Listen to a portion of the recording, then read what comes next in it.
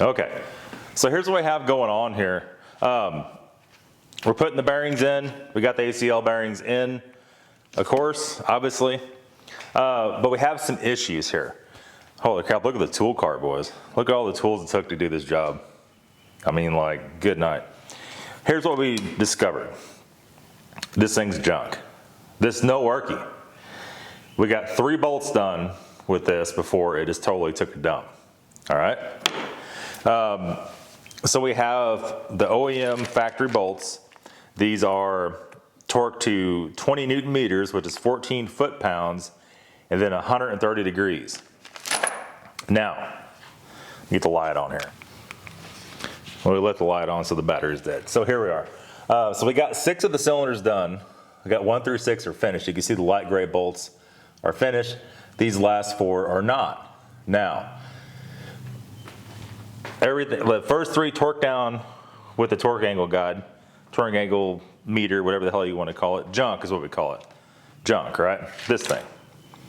And then it took a dump. So I went back with the torque wrench, which I forgot to turn down. Maybe I did. Yeah, I did. And the torque wrench,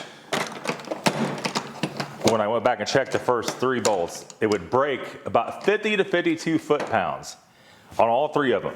So they're all torqued to basically 50, 52 foot-pounds. So the next few I just did, I torqued to 52. Now, it's kind of hard to do it. We're upside down. We're not on an engine stand where you could just look at the rotation, just do the rotation 130 degrees. You can't do that here. You can't get the torque wrench all the way around. It's just not that kind of setup, right?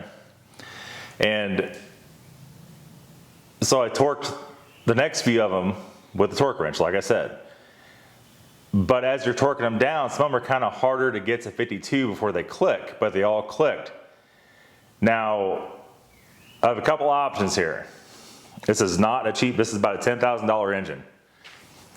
If I leave these in here, we're taking a little bit of a chance, maybe.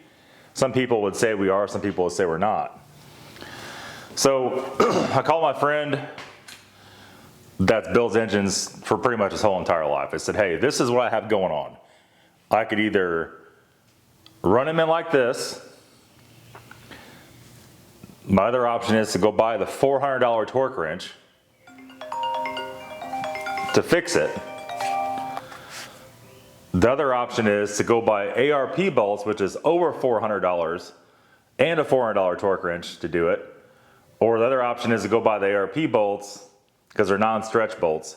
You torque them to 50 foot-pounds and that's it. There's a wasp in here too. That's my options. I'm not really sure what to do. Everybody has such a wildly different opinion on this engine, or on any engine with stretch bolts.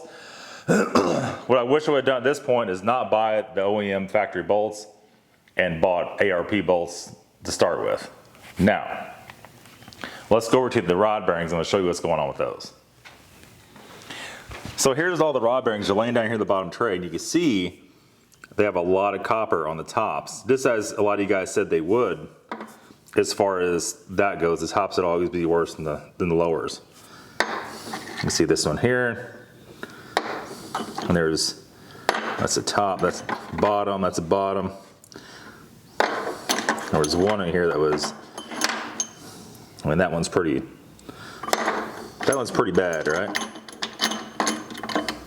I thought there was one that was even worse. Now, so this is pretty much, I would say this is the worst one, right here. And was that knocking? Boy, it was pretty close. It was real close. So there is that. The new rod bearings themselves going fine. There's no top or bottom to these. They're all the same. Some bearings have a top and bottom because the oil passages are cut differently. After doing research, these are not that way. So that's always good. What should we do with this? I really don't know. If it was a cheap engine, to be honest with you, I wouldn't think twice about it.